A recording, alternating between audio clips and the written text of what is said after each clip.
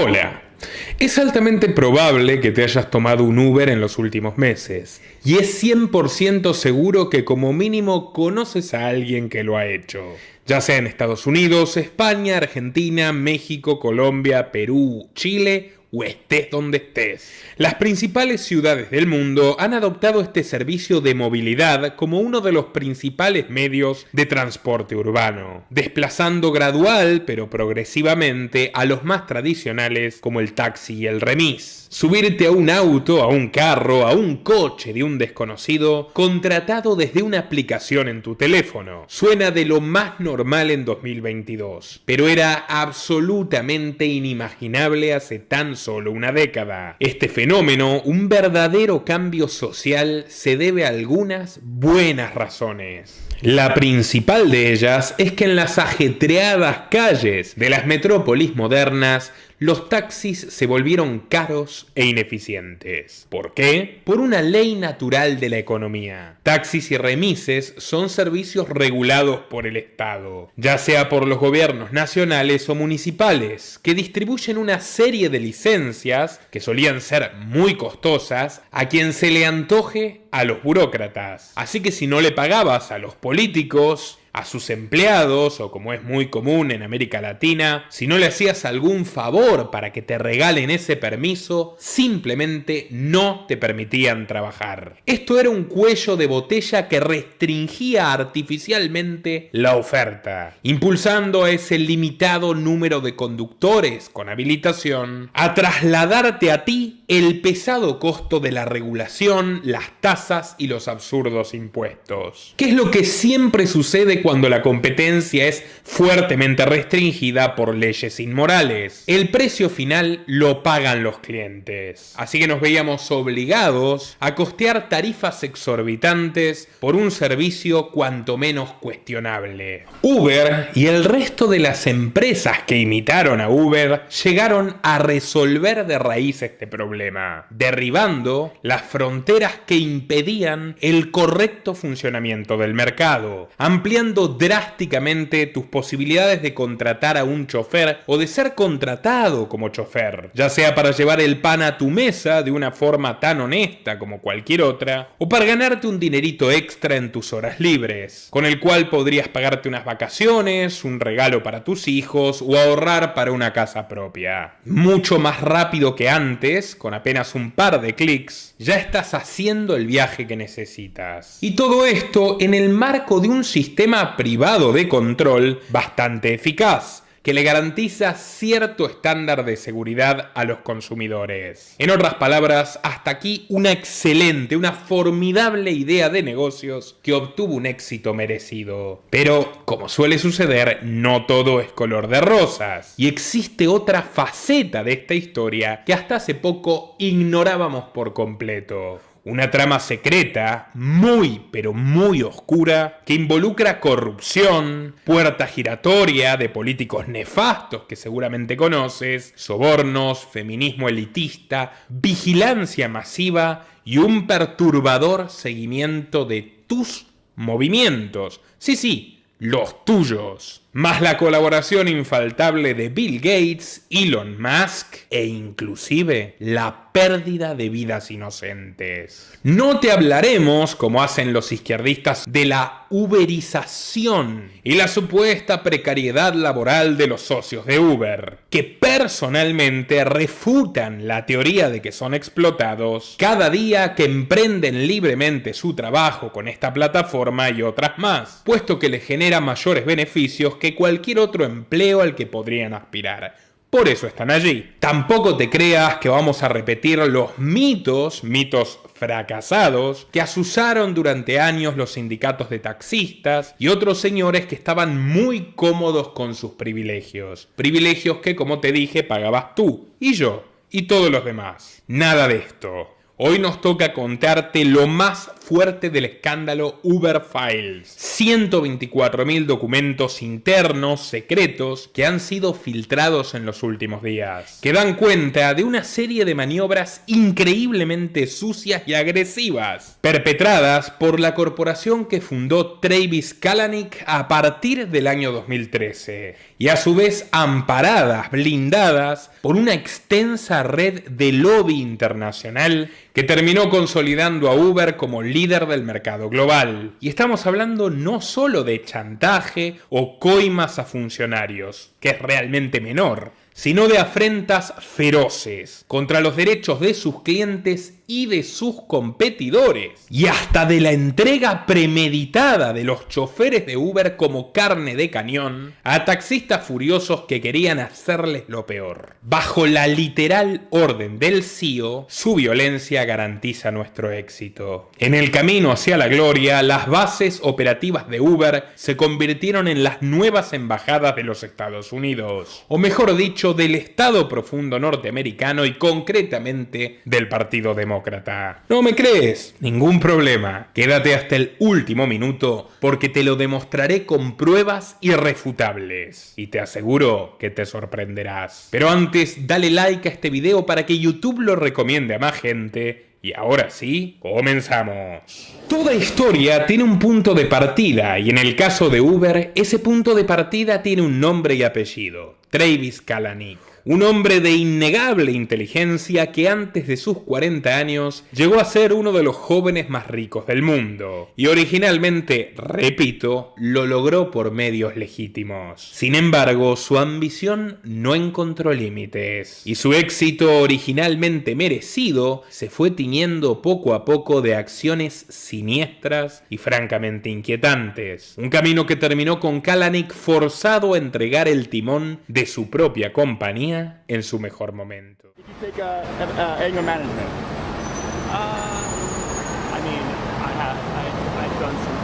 Travis Kalanick nació el 6 de agosto de 1976 en Northridge, Los Ángeles. Su madre, Bonnie Horowitz, era publicista del periódico de izquierda Los Angeles Daily News, mientras que su padre, Donald Kalanick, era un destacado ingeniero civil. Perteneciente a un típico entorno de clase media alta californiana, Kalanick era un adolescente ingenioso y contestatario, competitivo y emprendedor. No se adecuaba ni a la corrección política que vivía su primer apogeo en la era Clinton y que profesaba abiertamente su madre, que era miembro prominente de un círculo de izquierda sionista en la ciudad, ni tampoco a la disciplina germánica de su padre, un convencido católico conservador descendiente de eslovacos y austríacos. Esto no significa que Travis no tuviera sus metas claras. A los 16 años, ganó más de $10.000 en pocas semanas vendiendo cuchillos de la marca Cutco de puerta a puerta de su vecindario, batiendo un récord regional que le valió una distinción con honores de la marca en cuestión. A los 18 años, Travis creó su propia empresa de preparación de exámenes, llamada New Way Academy, y con la ingeniosa premisa de venderle trabajos escolares y una formación entretenida a sus compañeros y sus respectivos hermanos, la firma creció hasta tener que alquilar su propia oficina, y Travis contrató al padre de su mejor amigo, un profesor desempleado, para que lo ayude con la faena. Tras graduarse de la secundaria Granada Hills High School, se pagó sus propios estudios en la carrera de Ingeniería Informática de la UCLA. Los archivos que recientemente salieron a la luz demuestran, entre otras cosas, que durante su estancia en el campus, Kalanick se unió a la fraternidad Zeta Xi, que lejos de ser una clásica asociación de universitarios como las que abundan en los Estados Unidos, esconde una historia muy particular. Se maneja como una logia juvenil secreta, nacida en el sur esclavista durante la Guerra de Secesión, e imita rituales de iniciación paganos de la antigua Esparta. Travis poco tardó en decepcionarse de la universidad, puesto que en sus palabras sus emprendimientos le resultaban mucho más apasionantes que las computadoras computadoras. Y cómo no, para 1998 abandonó todo: los estudios, el apoyo escolar y los cuchillos, y se centró en lo que sería su primera gran empresa, un motor de búsqueda llamado Scour, en el que estaba asociado con el veterano Dan Rodríguez y dos jóvenes que conoció en la carrera. Al principio le fue muy bien y la marca empezó a hacerse famosa. Algunos analistas aseguran que de haber tenido mejor suerte, Scour pudo haberse convertido en el líder del mercado mundial antes que Google, pero el destino fue caprichoso con Travis Kalanick. Bueno,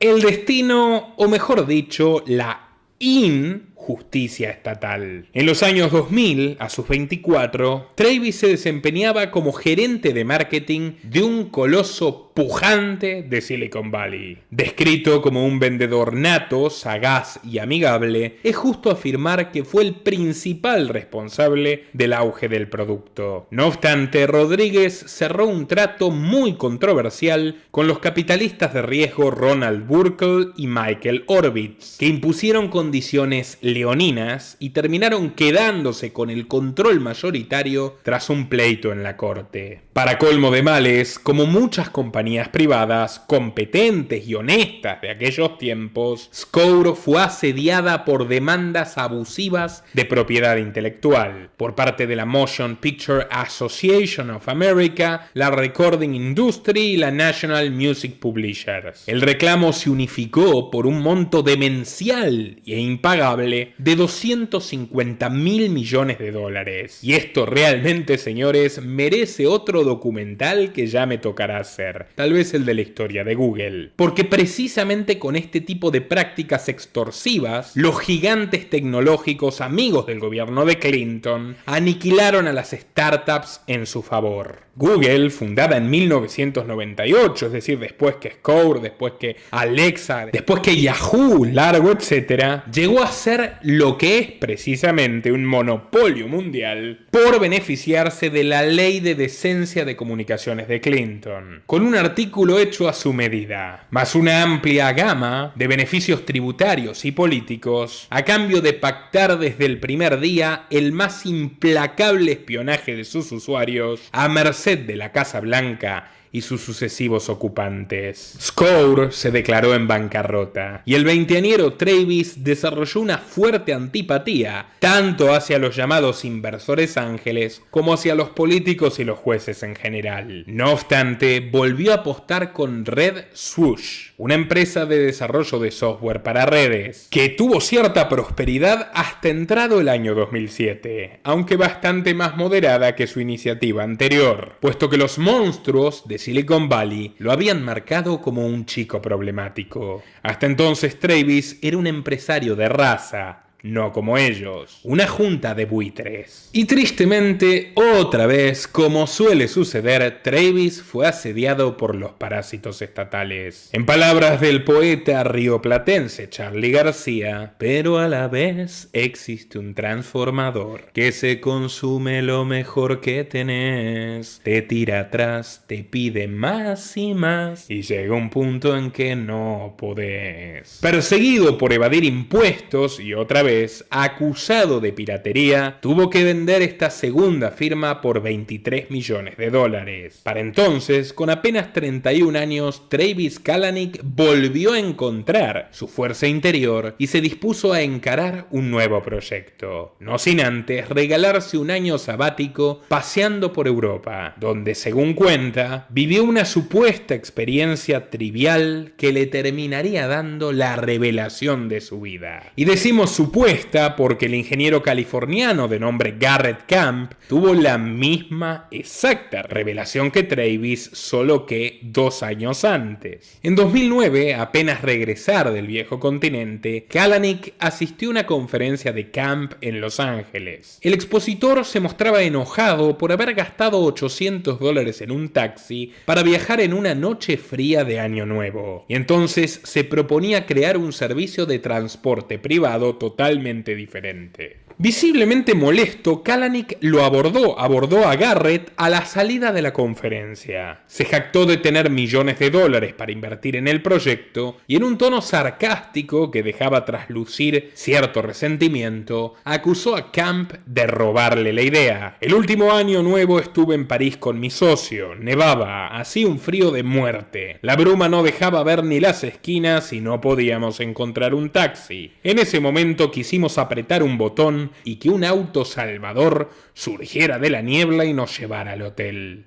Le aseguro, querido Garrett, que usted me robó la idea. De todas formas, Garrett llevaba más de 2 años contando esta historia en foros de inversores y Travis no. Lo que suscitaría una rivalidad persistente hasta el día de hoy. ¿Quién fue el padre de la criatura? Pero en rigor, señores, a mí no me importa. Llegado el caso, no sería la primera vez que 2 personas lleguen por separado a la misma conclusión. Una de las tantas razones por la cual la propiedad intelectual hace agua por los 4 costados, a diferencia de la auténtica propiedad privada. Pero más allá de todas estas asperezas, ambos hombres sellaron una alianza y planearon salir al mercado bajo el nombre de UberCab. La aplicación fue lanzada oficialmente en junio de 2010 en la ciudad de San Francisco. Y si bien no era la idea original, Kalanick dejó de lado su rol de mero financista para asumir un papel protagónico, el de CEO de la incipiente compañía, que fue forjando poco a poco a su imagen y semejanza. Las cosas no empezaron tan bien. En sus orígenes, Uber era una app que permitía pedir autos premium en algunas áreas de San Francisco. Había apenas 30 conductores asociados. Esto hacía que el servicio se volviera muy exclusivo, muy costoso, impagable para las personas comunes. Y aunque generaron suficientes ingresos para mantenerse a flote, costó mucho popularizar la marca en el imaginario colectivo. Aunque la perseverancia de Travis dio sus frutos y en 2011 empezó a despegar. Se cambió el nombre simplemente a Uber. El precio de los viajes pudo moderarse y pasó a brindar un servicio apenas más costoso que el taxi común, pero mucho más rápido y eficiente. Uber se consolidó como una opción conocida y viable para viajar en toda la bahía de San Francisco, y varios diarios y revistas de otras ciudades la reseñaron positivamente. Esto atrajo el interés de los inversores, que no gozaban de la mayor simpatía del CEO, pero eran indispensables para prosperar. Uber cerró su primera ronda de capital con un desembolso de 1.25 millones de First Round Capital y Sean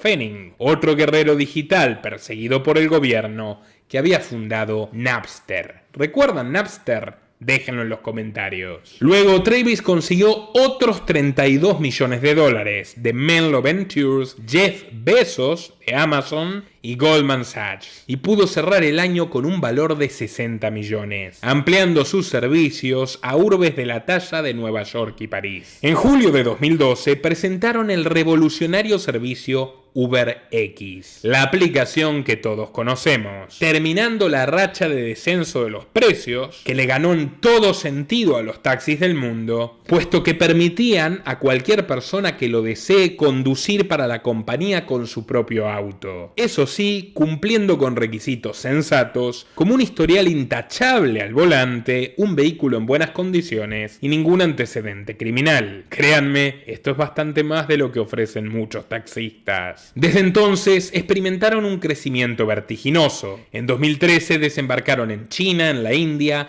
y en algunas ciudades de África, logrando así una presencia en 35 ciudades alrededor del mundo. Mordiéndose la lengua, Travis aceptó 258 millones de dólares por parte de Google Ventures, los viejos enemigos de Scour, 600 millones del grupo chino Baidu y 500 millones del japonés Toyota. Para finales del 2013, la cartera de Uber valía 3.760 millones de dólares. Y ustedes dirán, entonces, Moraz, ¿cuál es tu maldito problema con este hombre? Parece un gran tipo. Y sí, coincido. Parece. Ahora es donde comienza lo turbio. Y créanme, muy turbio. Tras una carrera rapsódica, signada aparentemente por el mérito, se oculta una colección de secretos inconfesables. Los primeros 2 años y medio en la empresa transcurrieron en paz, al menos la paz que puede esperarse de una buena receta en ebullición. Pero llegó un punto de inflexión,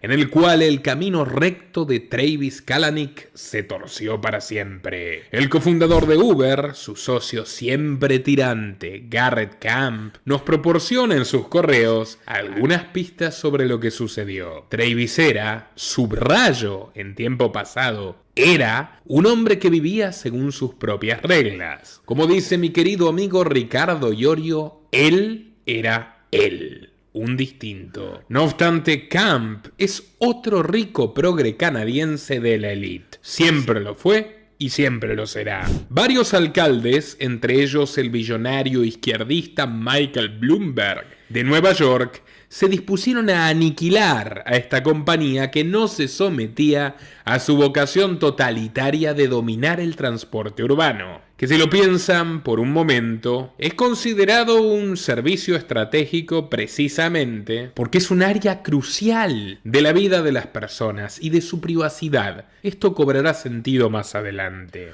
Durante las primeras semanas, Kalanick se mostró reticente a ceder en la pulseada e intentó reunir un equipo de abogados de excelencia. Pero según varias entrevistas, Garrett admite haberlo convencido de hacerle caso al viejo refrán: si no puedes contra ellos, únete. Claro que no lo cuenta así, sino como una persuasión sensata para que Kalanick se amolde a las normas en lugar de transgredirlas. Los Uber Files demuestran de manera contundente que Uber no solo se convirtió en lo que debía combatir, sino que hizo de la putrefacción una estrategia central de crecimiento corporativo. Sin embargo, lo cierto es que Kalanick tardó en rendirse, pese a que sus propios amigos describen que su manera de pensar y de relacionarse con ellos fue cambiando gradualmente. Víctima de cierta paranoia razonable, su primer plan defensivo fue titulado por él mismo La pirámide de mierda.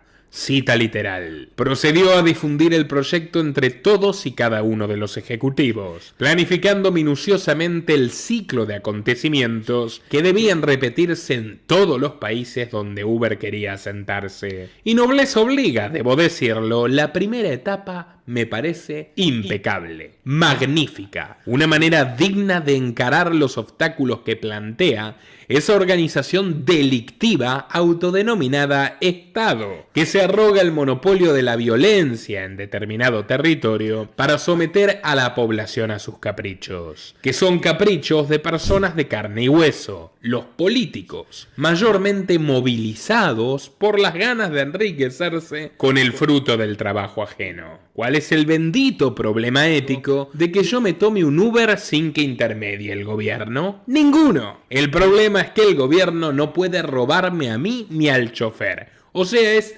su problema, no nuestro. Entonces, la máxima fundadora de la pirámide de Travis, la base, consistía en que los empleados graben a fuego la siguiente premisa: es mejor pedir perdón que pedir permiso. Es decir, primero se lanzaba Uber a la calle y solo después, cuando era muy difícil prohibir su actividad, dado el uso masivo y voluntario del pueblo, lucharían por su legalización. Desde la base hasta la cima, la pirámide de mierda que Travis escribía en las pizarras rezaba: demandas de conductores de taxis, investigaciones regulatorias, procesos administrativos y litigación directa. La perversión llegó con el dispositivo de acción que Uber preparó para dar la batalla. Un ejército de artillería pesada que devino en el laberinto sin salida donde nuestro protagonista terminó perdiendo su alma. Me refiero a una enorme maquinaria de relaciones públicas, de lobby, de cabildeo, que contaría con un presupuesto global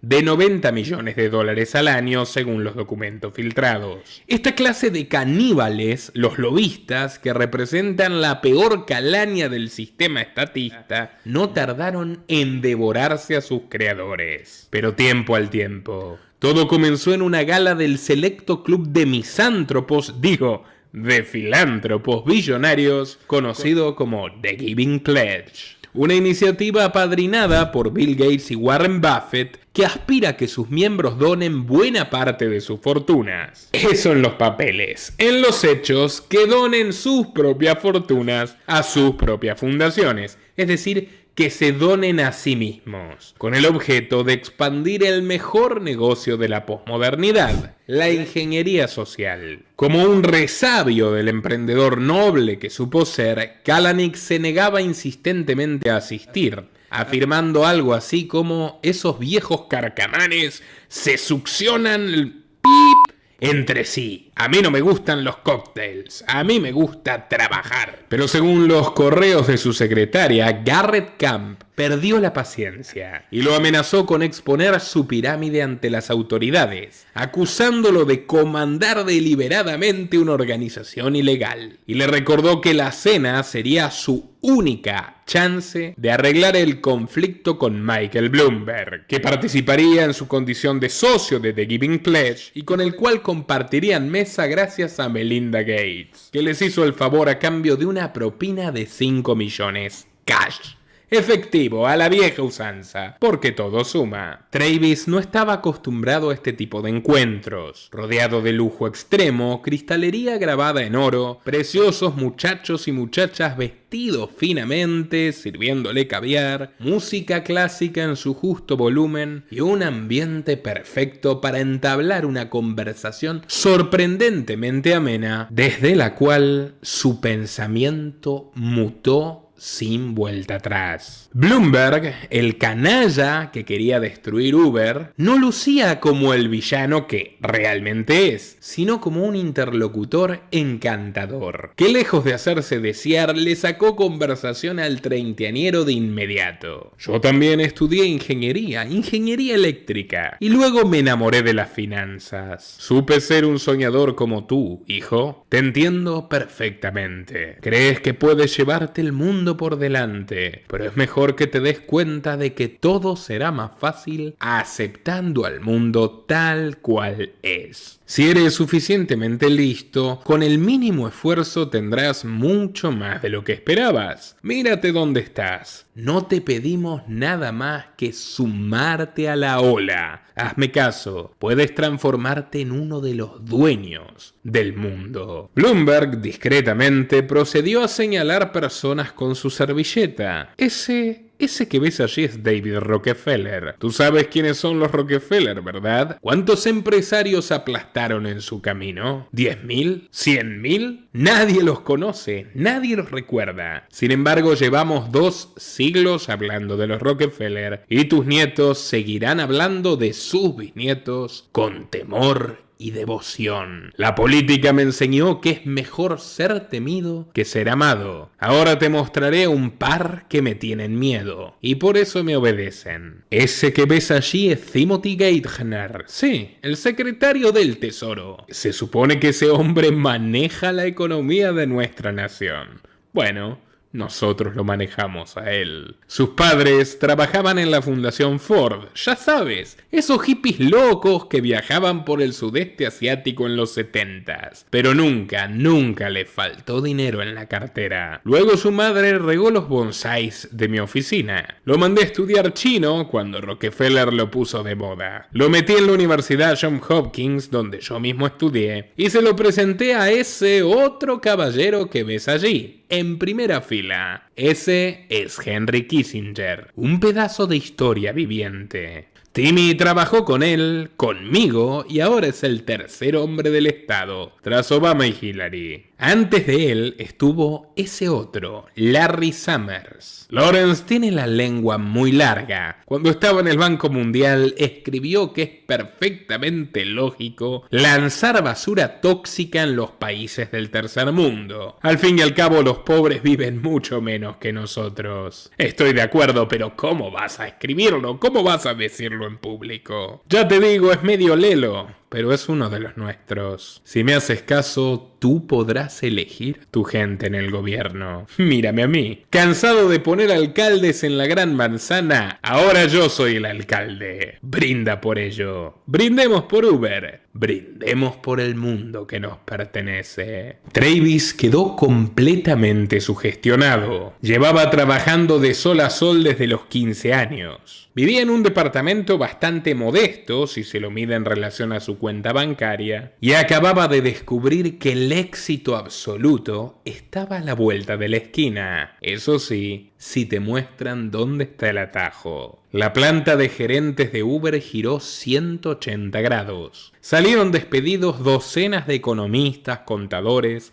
abogados y publicistas. Ingresaron 30 exfuncionarios de Clinton, Bush y el propio Obama. Resuelta la disputa neoyorquina, un año más tarde, Travis concretó su mayor adquisición. David Plouffe, un alfil de Obama de larga data, amigo íntimo del presidente y responsable de su llegada a la Casa Blanca, ni más ni menos. Plouffe fue el controvertido jefe de campaña en las presidenciales del 2008, de la cual, por cierto, también salió la esposa de Ted Sarandos, y el ascenso estelar de Netflix, convertido desde entonces en el aparato de propaganda y lavado del cerebro favorito de Washington, D.C. Hace poco lancé este documental al respecto y ya es viral, así que muy recomendado si no lo has visto aún. Pero volviendo al tema que hoy nos ocupa, Plouffe tenía una destacada trayectoria en el trato con los políticos de la potencia número 1, pero también en el resto del planeta. En los años 2000 fundó junto a 3 socios la consultora política AKPD Message and Media, distinguida por sus clientes de la izquierda americana. Los 4 socios, contratados por Ted Kennedy, se encargaron de vencer al imponente aparato de los Clinton para colocar a un desconocido senador de Illinois en la cima del poder, aunque Obama poco tardaría en transformarse en mayordomo.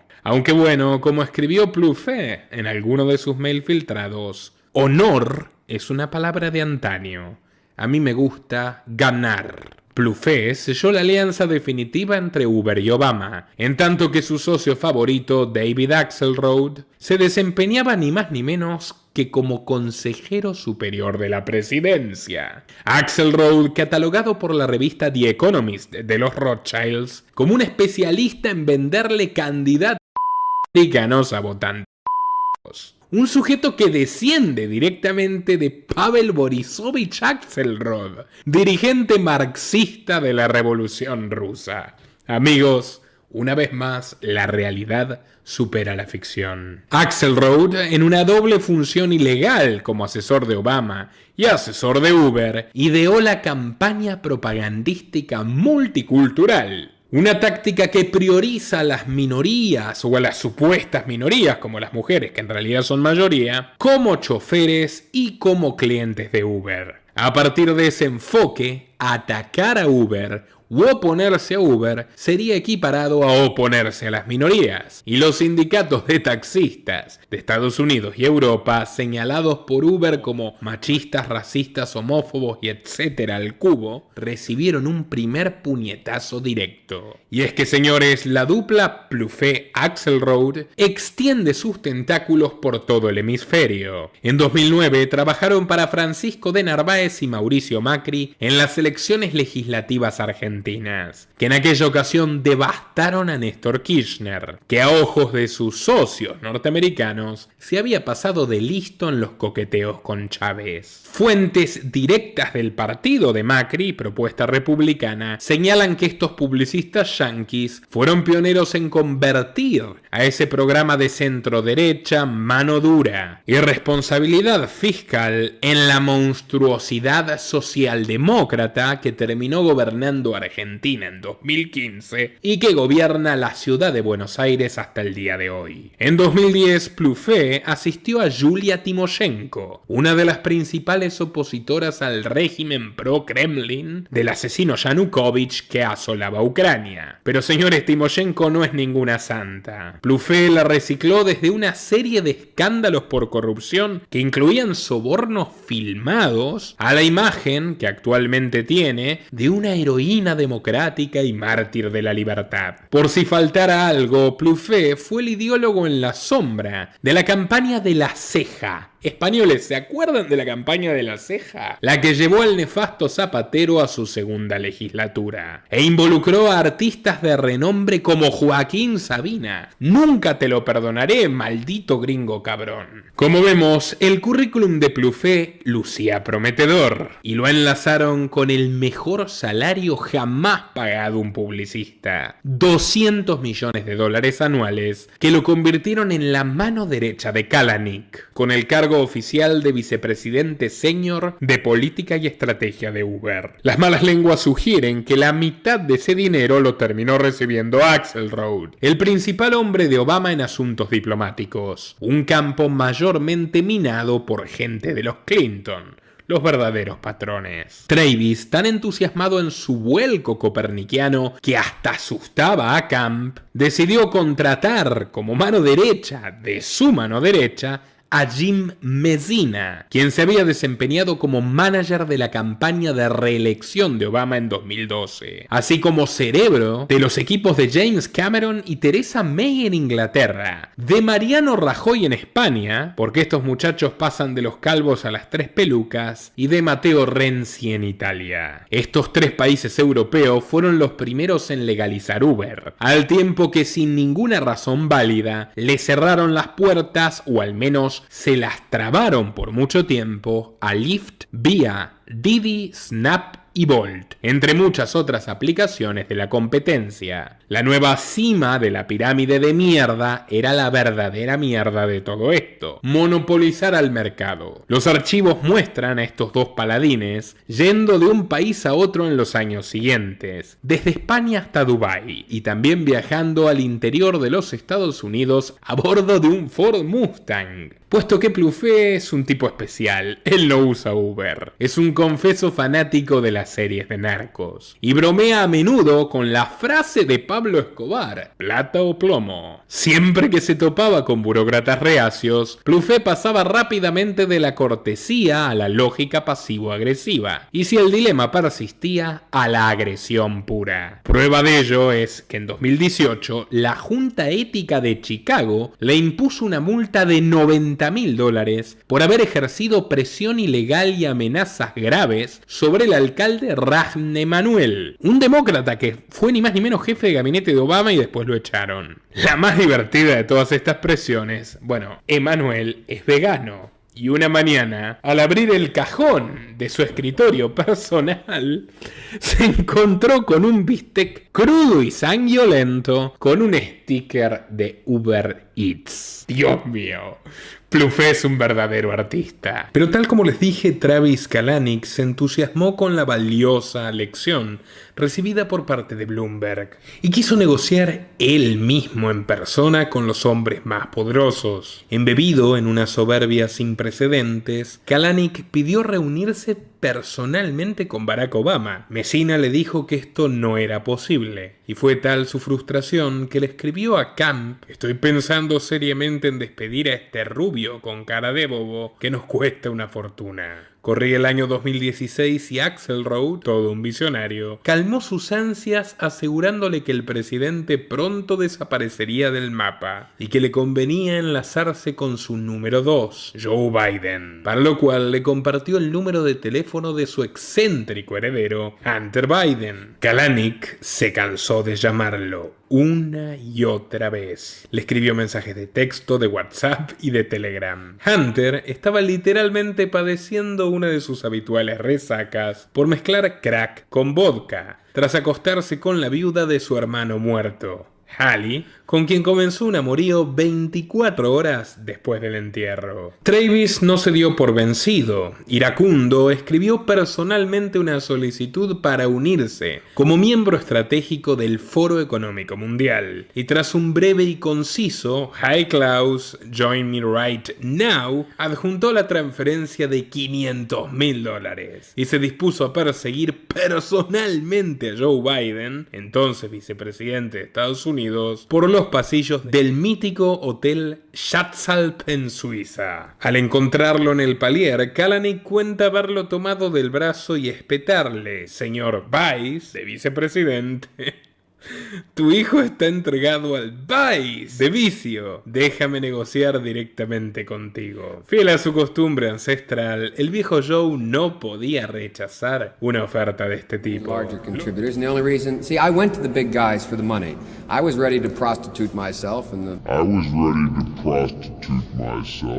Los mensajes filtrados revelan que Biden llegó tarde al restaurante de aquel hotel de 5 estrellas y Kalanick se puso impaciente. Era tal la confianza en sí mismo de este sujeto de por entonces 39 años que mientras el político se demoraba, le escribió el siguiente mensaje a uno de sus asistentes: "Le dije a su gente que le hiciera saber que cada minuto tarde será un minuto menos que tendrá conmigo". Literalmente, señores, constan los Uberfiles. Kalanick subió a su habitación y le exigió a Biden buscarlo al llegar. Una vez que ingresó a la suite, Kalanick lo bombardeó con un discurso convincente y aceitado. Asegura haberle dicho, entre otras cosas: "Yo sé que tu padre, el padre de Biden, vendía coches usados. Eres un irlandés comerciante. Lo llevas en la sangre como yo. Debes darte cuenta que Uber es el futuro. Somos el futuro. Te llevaremos montando en un Uber a la presidencia". Y en cierta medida, así fue. Comisión mediante, Biden quedó tan impresionado que aquella misma tarde celebró abiertamente el avance global de la empresa en una de las conferencias de Davos, dándoles publicidad de la buena,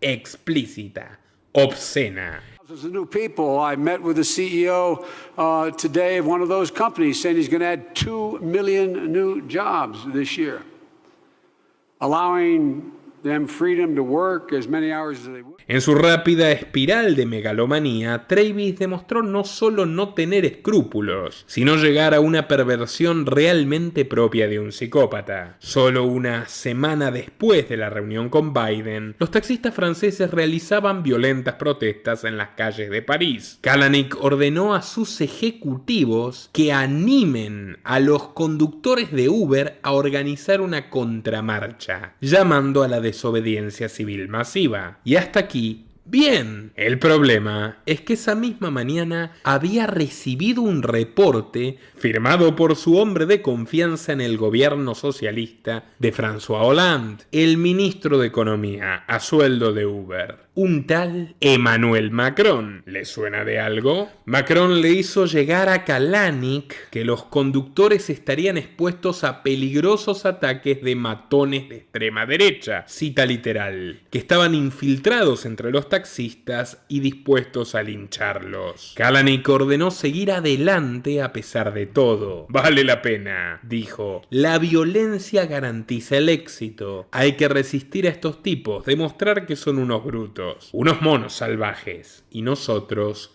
la civilización. Y si un par de conductores tienen que morir, ¿qué más da? Mártires de su causa, de la causa de Kalanick". Claro, a estas alturas la pirámide de Kalanick le hace honor a su nombre, ¿no creen? Algo similar pasó en España, donde Uber aterrizó en abril de 2014 con apoyo explícito del presidente conservador, Rajoy, y del todavía líder de la oposición, Alfredo Pérez Rubalcaba, el antiguo número 2 de Zapatero. Pese al aval político total, sucedieron importantes huelgas de taxistas, cuyo punto álgido se alcanzó en el otoño, en la ciudad de Barcelona. Los conductores de Uber fueron perseguidos, a menudo obligados a bajar de los coches y en el peor de los casos golpeados duramente. La empresa, lejos de plantearse cómo proteger a su gente, dio la orden de utilizar la violencia como marketing. Es indispensable obtener buenas fotos efectos de las palizas en Barcelona. Escribía el 23 de octubre el director de políticas públicas de Uber, Mark McGann, en un correo electrónico dirigido a sus lobistas europeos. Cuando el juez Sánchez Magrolas de Madrid sacó una medida cautelar prohibiendo la actividad de la compañía, McGann contrató una firma de espionaje, una de las pseudoempresas españolas que espió a Julian Assange en Londres para hacer una campaña en contra del magistrado. Quería buscar sus fuentes de financiamiento paralelo, sus conexiones políticas y cualquier, cito, información relevante del tipo peyorativo. Rajoy presionó al juez personalmente tras una reunión con Jim Messina, que al final de cuentas no era tan inútil. Retomando el capítulo francés, el ministro y futuro presidente Emmanuel Macron, un niño mimado de los Rothschilds, fue definido en palabras de Trevis de la siguiente forma: Emmanuel, más que un aliado, es un socio de Uber. Según los archivos filtrados, existieron al menos 18 encuentros entre el actual mandatario galo y los ejecutivos de la empresa, incluido un gran favor realizado en octubre de 2015, cuando la policía marsellesa prohibió la actividad de Uber en la ciudad. Señor ministro, estamos horrorizados por la orden de la prefectura de Marsella, escribió inmediatamente McGann a Macron. ¿Podría pedirle a su gabinete que nos ayude? Macron dijo que se iba a ocupar personalmente del asunto. 3 días después, la prefectura de policía mágicamente cambió de opinión. O, para creer en sus palabras, dijeron que todo fue un malentendido y que nunca habían prohibido nada. Cabify no corrió la misma suerte. A ellos sí que le soltaron los bulldogs franceses. ¿Cuál fue la motivación de Emmanuel Macron para involucrarse con tanta energía con una multinacional estadounidense de reputación sulfúrica? Se preguntaba en aquel entonces el periódico Le Monde. Los negocios de Macron con Le Monde, un diario que intentó comprar para sus clientes a través de una millonaria estafa, volcaron la respuesta retórica hacia el plano de una fascinación mutua con Kalanick. Como vemos, para resolver sus problemas legales, a Uber le bastaba con levantar el teléfono, por si incluso la presión lobista fallaba y si en alguna ciudad determinada eran asediados por redadas policiales, el plan B ya estaba en marcha. El código interno lo llamaba el kill switch, o botón de pánico. Un lunes por la tarde de noviembre de 2015, la oficina de Uber en París, ubicada en un opulento edificio vidriado en Ile-de-France, se llevó la ingrata sorpresa de que unos inspectores franceses tocaron el timbre. «Favor de cortar el acceso ahora», escribió Zach de Kievit, el gerente, en un correo electrónico. Inmediatamente se activó el botón de pánico y la conexión entre las computadoras locales y los servidores de la compañía quedaron automáticamente bloqueadas, y ningún oficial podría acceder nunca más a los documentos sensibles de la empresa. Mientras Uber se expandía por el mundo, se sabe que utilizó el interruptor de emergencia en Francia, Canadá, Países Bajos, Bélgica, India, Hungría, Rumania y Hong Kong. Pouflet le escribía a ministros y embajadores en tono imperativo, porque Uber pesaba más que la palabra que el propio Obama. En los Uber Files se puede leer: «Espero que tú y tu familia estén bien». Tu familia, que puede dejar de estarlo. Estaré en Londres el 9 y 10 de diciembre. ¿Hay alguna posibilidad de que puedas organizar el evento que amablemente sugeriste con personas influyentes alguno de estos días? Uber, Trump, Clinton, mucho de qué hablar, David. Y el destinatario le contestó, no se sabe si genuinamente o con cierta resignación irónica: ¡qué divertido! Y no era otro que Matthew Barthwin, el embajador norteamericano en Reino Unido. Obediente, organizó un evento oficial de la embajada en torno a Fouflet dando una charla sobre la economía informal. E invitó a la ministra de Negocios Anna Soubry, al ministro de Negocios en la sombra Kevin Brennan, a parlamentarios influyentes y a Boris Johnson. Como podemos ver, la economía informal de Uber ya solo tenía de informal el tono de las conversaciones con los políticos. Así trataron a Tim Rose, embajador estadounidense en Holanda, que fue instado a presionar al gobierno para que reduzca las licencias de taxis, o al premier italiano Renzi, a quien Messina le dijo que ambos pertenecían, una vez más, a una gran familia. Travis Kalanick ocupaba la 4ª posición del ranking de empresarios menores de 40 años más ricos de Estados Unidos. el 64 en la clasificación gente poderosa y el 48 en la de los más ricos en tecnología del 2017. Sin embargo, el imperio de Kalanick estaba construido en una pirámide de excrementos y siempre había que estar alerta para mantenerse en la cumbre y no desmoronarse. En 2016, los reguladores europeos estrecharon un duro cerco sobre Apple, Amazon y Google, acusando a las Big Tech estadounidenses de competencia desleal y abuso de acuerdos fiscales ventajosos. Los ejecutivos de Uber entraron en pánico porque podían ser los siguientes, y vaya que tenían motivos. La empresa había ahorrado millones en impuestos, canalizando los beneficios a Bermudas y otras jurisdicciones de baja o nula presión fiscal, lo que está muy bien, pero adivinen qué. Y ahora viene lo malo. Para sobrevivir al escrutinio de la Unión Europea, Uber ideó una osada estrategia para desviar su atención: colaborar con las autoridades globalistas de la zona Schengen para recaudar mayores impuestos a sus conductores, es decir, entregar mezquina, cobarde y miserablemente a sus choferes, servidos en bandeja, con información exacta de cuánto y cómo recaudaron para que los políticos los asalten a ellos. Y lo peor de todo es que lo consiguieron. Por el contrario, en China y el sudeste asiático a Uber le costó hacer pie y decidieron fusionarse con firmas locales, como por ejemplo la india Grab. No obstante, en la patria de Putin, ese entreguista fervoroso que se disfraza de patriota, Uber tuvo éxito en el plan de Travis, que fiel a su estilo lo bautizó Operación Domar al Oso.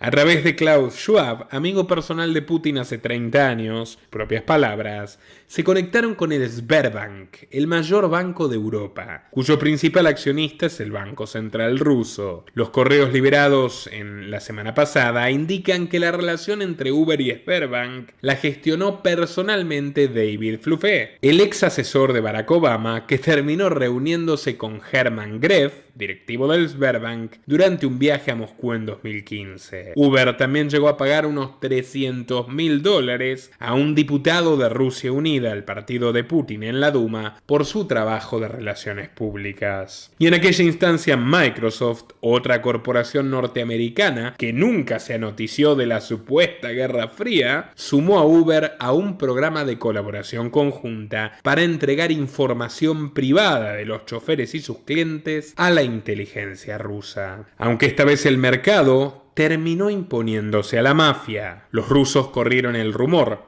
cierto, de que Uber espía para el gobierno, y entonces dejaron de usarlo hasta que las pérdidas fueron tales que obligaron a esta empresa a fusionarse con la firma local Yandex. Sin lugar a dudas, corrieron mejor suerte en América Latina, especialmente en Argentina. La idea de desembarcar en el Cono Sur se definió con el triunfo electoral de Cambiemos. De acuerdo a sus mails, los ejecutivos interceptaron a Macri, un viejo amigo de Fuflé, en el Foro Económico Mundial y trataron de convencerlo de que se reúna con Kalanick. Lo lograron, pero la tardanza de Biden forzó a que este encuentro se posponga. Lejos de amilanarse, Uber apretó el acelerador enviando a su lobista Karl Meacha para convencer a funcionarios nacionales y porteños y pedir el apoyo de la Embajada de Estados Unidos. ¿Por qué tanto apuro? Bueno, se lee textualmente los Uber Files. Teníamos órdenes directas de Travis de avanzar como fuera necesario, porque consideraba que Buenos Aires era la única gran capital del mundo donde no operábamos aún. Fiel a su estilo, la compañía empezó a trabajar en Buenos Aires sin habilitación, el 12 de abril de 2016. Los taxistas protestaron en las calles. La justicia porteña, tradicionalmente socialista, dictó una cautelar prohibiendo sus operaciones. Y el revuelo fue tan grande que hasta Macri se ubicó originalmente en la vereda opuesta de Uber, declamando: "Nuestros taxistas son un símbolo". Y de hecho creo que si hicieran una encuesta, 9 de cada 10 taxistas porteños apoyan a Macri. Pero Uber redobló la apuesta, convocó a influencers locales para destacar la calidad del servicio y buscó contactar a Lionel Messi, aunque los allegados del futbolista se negaron a ayudar, puesto que un amigo de su padre poseía más de 30 licencias de taxi en Rosario. La empresa también exigió de sus lobistas mayor agresividad. El entonces secretario de Transporte del alcalde Larreta, Juan José Méndez, dejó una frase para el recuerdo: "Cuando me reunía con Uber parecía que estaba negociando con las FARC".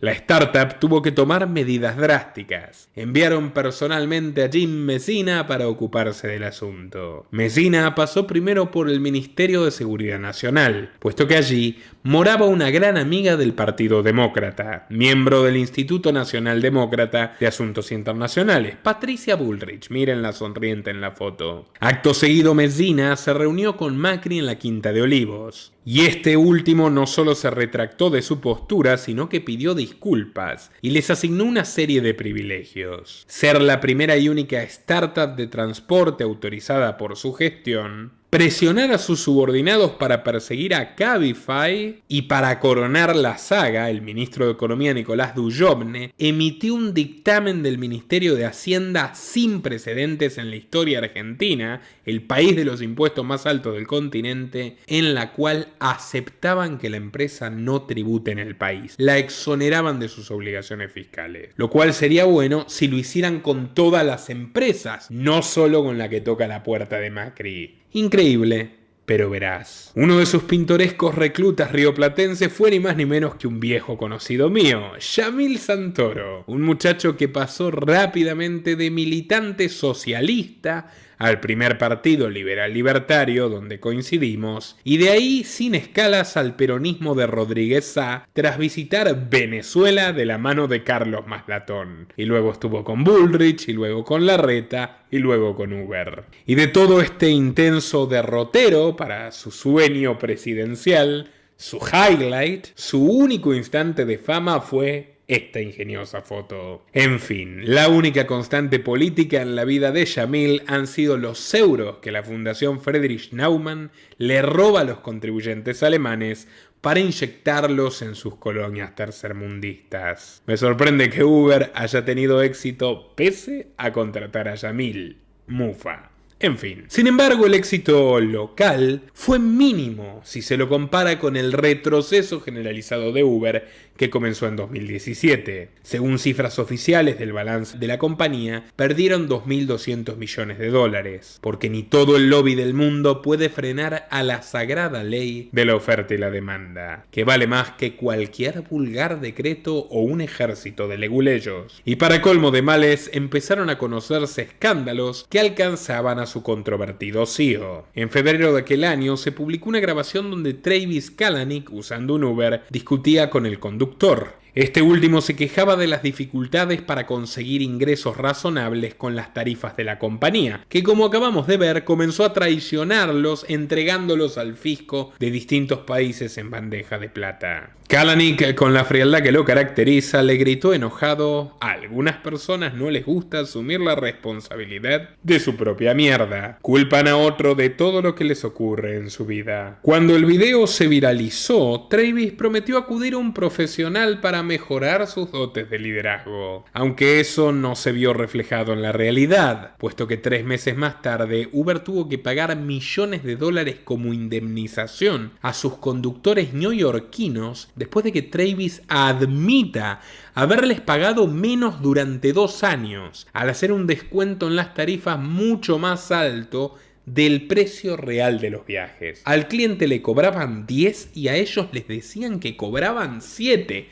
Un robo sin matices. El mayor de los escándalos que rodearon al fundador de Uber fue cuando un ejecutivo de la empresa, Emil Michel, reveló que llevaban años espiando a todos los usuarios. Para hacerlo posible, contrataron una tecnología llamada God View, la mirada de Dios, peor que el Gran Hermano de Orwell, la cual permite rastrear la ubicación en tiempo real de todos los clientes. Saben cada paso que das. y lo usaron durante el encierro masivo para que personajes como Claudia Sheinbaum en México DF, Iván Duque en Colombia y Ada Colau en Barcelona, que terminó aceptándolos, labren infracciones para quienes se atrevan a ejercer su sagrado derecho a la libertad de tránsito. No solo te siguen en tiempo real, guardan registro de cada lugar donde estuviste desde el desafortunado día en que descargaste Uber, uses o no uses la aplicación. Al igual que Google a fines de los 90, Travis decidió sellar su pacto diabólico con la National Security Agency de Estados Unidos. Y dirás, bueno, no es personal. Te equivocas. También es personal. Como si faltara algo, Michael reconoció que los empleados de Uber hacían uso habitual de la aplicación para espiar a sus parejas y exparejas. También a ídolos y personalidades de la farándula como Beyoncé o a políticos relevantes a los que querían sorprender en fiestas o restaurantes para chantajearlos o para hacer lobby. También hicieron uso del programa interno llamado Hell, Infierno, para espiar a la competencia y no solo espiarla, hackearla. Hell rastreaba los coches asociados a la aplicación Lyft con el objetivo de sabotear sus viajes. Cuando un usuario de esta empresa pedía un carro, los hackers de Uber entraban en acción, interfiriendo en los celulares de los conductores de Lyft para bloquearlo. Con un doble efecto. Los usuarios cansados de esperar pedirían Uber, que era más caro, y los conductores cansados de perder dinero se pasarían a trabajar con Uber, que les pagaba menos. Amigo mío. También espiaron a la compañía Waymo, una filial de Google, es decir, una unidad de sus accionistas, que desarrolla vehículos autónomos. En 2017, Waymo denunció penalmente a Uber por robar sus secretos tecnológicos sobre el sistema de conducción autónoma. Algo de lo que ya les hablaremos y que terminó en una tragedia fatal. Para resolver la demanda, la compañía de Kalanick pagó $245 millones, admitiendo su culpabilidad. Pero la cosa no termina ahí, señores. No conforme con robar tus datos, Uber no los cuida. Sí. Tal como lo oyes. En noviembre de 2017, Uber admitió que los datos, la información de 57 millones de usuarios, clientes y choferes, fueron pirateados por un grupo de hackers. Lo sabían desde noviembre de 2016, pero Uber le pagó $100.000 a los piratas para que guarden silencio y no baje el precio de sus acciones. Así que si te secuestran, por ejemplo, ya lo sabes, Uber puede ser el responsable. Paralelamente, los escándalos personales de Travis Kalanick no dejaron de destaparse. En noviembre de 2017 visitó junto a unos empleados de alto nivel un bar de prostitutas en Seúl, todo esto pagado con dinero de los accionistas, algo que desencadenó una fuerte queja por parte de una gerente de marketing. También puso en duda un caso de violación en uno de sus coches. Acto seguido, tras defender a su empleado, Travis ordenó robar el historial médico de la presunta víctima, un hecho que acabó en una denuncia internacional por difamación.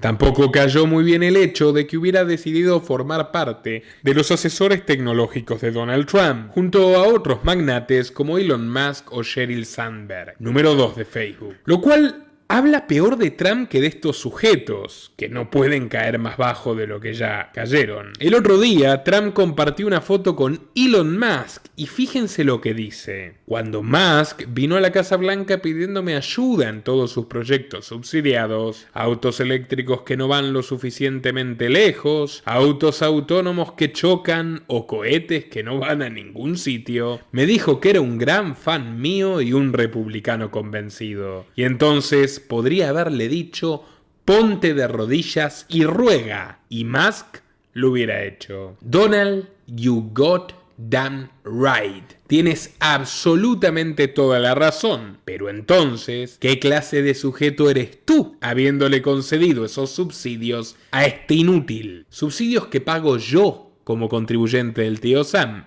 no tú. El pez por la boca muere. Y exactamente igual que Trump acogió a Musk y Musk lo traicionó poco después, exactamente igual le pasó con Travis y con Uber. Travis tomó el cargo de asesor presidencial, renovó los acuerdos emprendidos con Obama, es más, la administración del gobierno federal comenzó a utilizar el servicio de Uber y para colmo de los colmos nombró a la secretaria de transporte que él quería, Elaine Chao, tal y como lo había vaticinado Bloomberg en aquella cena decisiva. Y cuando los usuarios multiculturales de Uber comenzaron a boicotear a la corporación multicultural por su vínculo con los republicanos, Travis renunció al gobierno y acusó a su benefactor de haber puesto fin al sueño americano. Bueno, así te pagan, Trump. Te lo mereces. Para entonces, sobre las oficinas de la sede de la compañía en San Francisco, en Market Street, para ser exactos, reinaba un clima bien característico de toda organización progre. Puro speech políticamente correcto, puertas afuera, y toda una convulsión de acusaciones de cinismo e hipocresía adentro, incluyendo alegaciones de hostigamiento sexual, encubrimiento de acosos, discriminación racial y bullying. Y en un acto de justicia divina, Garrett Camp y David Plouffe conspiraron contra el hombre que creó al monstruo, traicionándose primero a sí mismo. Con un aval abrumador de los accionistas, Google a la cabeza, Travis fue obligado a renunciar como CEO a finales de 2017 y sus 20 colaboradores más leales fueron purgados junto a él. Ahora reparte sus días, bañados de oro, por una renta perpetua entre una dudosa compañía de seguros médicos privados, Careo y Cloud Kitchen, una empresa de cocina fantasma, es decir, pequeños restaurantes en callejones sin atención al público. Así que hasta aquí la historia de Travis Kalanick en Uber. No está de más decir que el hombre supo reinventarse. Pero volviendo a Uber, el Partido Demócrata tomó el control oficial de la compañía y el nuevo CEO lo sorprenderá. Dana Khosrowshahi, un empresario iraní, que había ganado su fama como CEO de la compañía de viajes Expedia Group, pero cuyo principal atributo es pertenecer a una rica familia persa que dona a los demócratas desde Jimmy Carter, desde que escaparon de Irán tras la revolución de Khomeini en 1979. Khosrowshahi en persona lideró el podio de donantes individuales de las campañas de John Kerry, de Barack Obama, de Hillary Clinton y de Biden. Es más, fue uno de los gestores del Hillary Victory Fund de 2016, donde Victory se lo tuvieron que guardar ya ¿saben dónde? Se lo señala además de haber elegido a la candidata a senadora demócrata de Washington, que fue electa, Patty Murray, y de manejar con sus hilos el Comité Nacional Demócrata. Para pasarse a Uber fue tentado con un sueldo de $200 millones, la misma cifra que fuflé, no vaya a ser que se ofenda el verdadero líder. Encargado de llevar adelante la farsa de reformar Uber, el iraní se armó del sabio proverbio de su coterráneo, el poeta Hafez de Shiraz: no te aflijas si el viaje es amargo y el destino invisible. No hay camino que no conduzca hacia algún lugar. Para mejorar la reputación de su equipo de seguridad, echó a su antiguo director Joe Sullivan y decidió poner al frente a Matt Olsen. Matt Olsen, ni más ni menos que un antiguo directivo de la NSA y exdirector del Centro Nacional de Contraterrorismo en tiempos de Obama. En otras palabras, Uber, atendido por sus propios dueños. Los de verdad. No se le puede negar que es un tipo resolutivo. En su día, Olsen barajó 10 posibles formas de asesinar a Edward Snowden, el programador arrepentido que reveló a The Guardian y WikiLeaks el proyecto Prisma de espionaje masivo. La otra agenda de Khosrowshahi, como no podía ser de otra forma, fue el feminismo radical. Y por eso en 2018 contrató al ex fiscal general del gobierno de Barack Obama, Eric Holder. Holder tuvo la misión de elaborar un programa para erradicar el sexismo y la discriminación en la empresa. Hay que recordar que 2018 fue el año del Me Too. Mujeres de todo Silicon Valley compartían historias, mayormente falsas, sobre el patriarcado en la industria tecnológica, dejando sin empleo a varios varones que les caían mal. Varones que no serían indemnizados aunque no hubiera ninguna evidencia en su contra, razón por la cual Uber usó y abusó de esta nueva inquisición, de esta quema de brujas, para quitarse costos de encima y acomodar las cuentas. En 2019, Holder presentó su informe definitivo, que concluyó exigiéndole a la empresa que inaugure un puesto de director de diversidad e inclusión, el cual pasaría a depender directamente del CEO. ¿Le suena conocido? Sí, es el mismo cargo que aquel mismo año, como si todo esto hubiera sido decidido por las mismas personas, en Netflix, para llevar adelante la dictadura woke en la contratación de personal y la creación de contenidos. Si no vieron nuestro exitoso documental sobre los secretos políticos de Netflix, repito, mal hecho, y aprovechen que pueden remediarlo. Pero bueno, a Uber le faltaba un ítem para completar el tándem perfecto, el combo total de la tiranía progre, la cereza del postre. Y esa no es otra que la causa ecologista. Suban el volumen porque les prometo que el personaje al que acudieron los va a sorprender. En 2018, la empresa mundial de alquiler turístico de autos, Hertz, anunció que le compraría a Tesla 100.000 vehículos eléctricos, principalmente sedanes modelo 3, para renovar su flota y hacerla ecosustentable. Fue una noticia muy difundida porque las acciones de Tesla subieron al $1 billón, y segundo, porque esta disparada hizo de Elon Musk el hombre más rico de la historia. Una vez hecho el anuncio, un nuevo interesado se coló en el negocio: Uber. La empresa de San Francisco le propuso a Hertz lanzar un mega acuerdo, en concreto un programa de arrendamiento semanal, donde la mitad de esos 100.000 coches eléctricos sean utilizados por conductores de Uber. Y así pasar gradualmente a convertirse en una compañía de cero emisiones de carbono, idílica para el cumplimiento de la Agenda 2030. Para 2023, el gigante de viajes compartidos pondrá en circulación otros 50.000 Teslas en todos los Estados Unidos, siendo la iniciativa de vehículos eléctricos más grande hasta la fecha para cualquier servicio de viajes del mundo. Y una cosa más, están especialmente interesados en deshacerse de los choferes. Van a invertir $800 millones en los prototipos experimentales de coches autoconducidos de Elon Musk, coches sin chofer, manejados en forma remota. ¿Se acuerdan que les conté que Uber ya había incursionado en esta tecnología tan polémica cuando le robaron sus secretos a Google?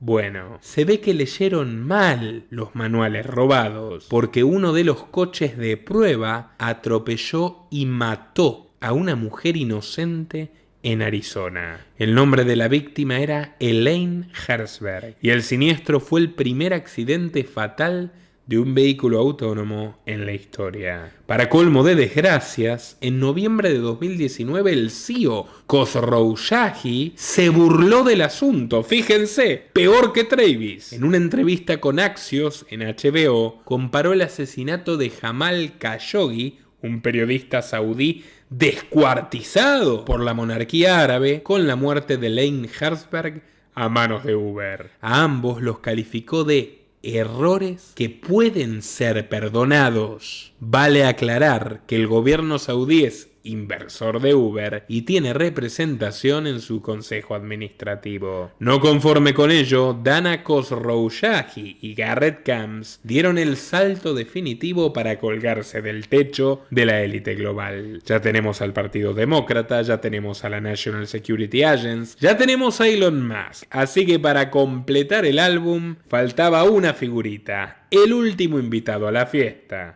Bill Gates, en su nueva versión Eco-Femi Woke, Assassin's Creed recargada. Además de invertir desde Microsoft $100 millones en forma directa, le ha vendido una parte importante de su repertorio de mapas, Bing Maps, la vieja versión de Google Earth de Windows. Gates la retiró del mercado internacional, pero sigue funcionando para dos socios. Uno, el dictador de Rusia, Y 2, en el ámbito entre comillas privado, muchas comillas, Uber. Esto tras convencerse del excelente trabajo que hicieron denunciando a los transgresores del encierro masivo. Así que cuéntame, después de todo esto que acabo de contarte, ¿seguirás usando Uber? Puedes dejarlo en tus comentarios. Y dale like al video si no lo hiciste ya. Compártelo en todas tus redes para que la verdad se sepa. Y ahora sí, estimados, me despido. Hasta una próxima ocasión.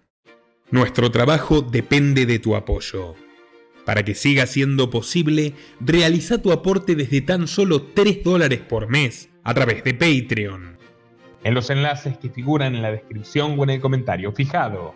También podés hacerlo vía Bitcoin o desde la opción Unirte de YouTube. Y si estás en Argentina, elegí el medio de pago de tu preferencia a través de Mercado Pago.